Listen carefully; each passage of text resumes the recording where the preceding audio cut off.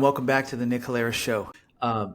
Just to level set people's minds about what we're talking about election reform, but let's talk about the specific election reform that you are pursuing. Um, it's sort of hinted at in the title of your book, The Primary Solution, but just walk us through that. The thesis of my book is that party primaries are the biggest solvable problem in our political system today. It's not the only problem. Surely there's a problem of gerrymandering and money in politics, and the list goes on. But it is the problem where if we prioritize it, solving it, it can make the biggest difference on improving how representative and how functional our government is. And I think this has flown below the radar. I've written, it's hiding in plain sight.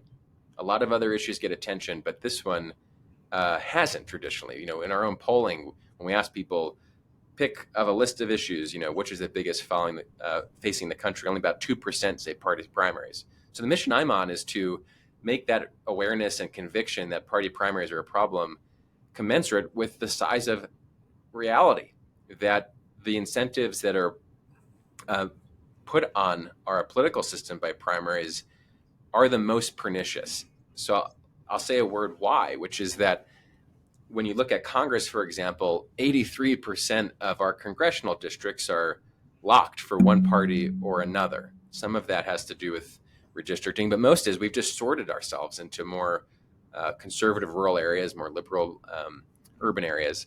So that means in these districts, the November election is over before it even begins. The only election of consequence where our leaders are chosen is in the party primary, particularly the party that dominates that district.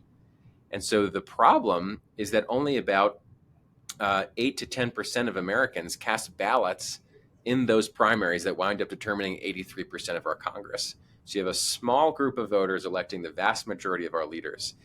And it creates all sorts of distortion in what those leaders believe and what their incentives are, and fuels a lot of the division that we see today. So if we're able to replace that party primary system with elections in which a majority of voters get to decide, not just the minority of fringe on the far left or right, we will have, in my belief, a much more functional representative system than we have today. Yeah,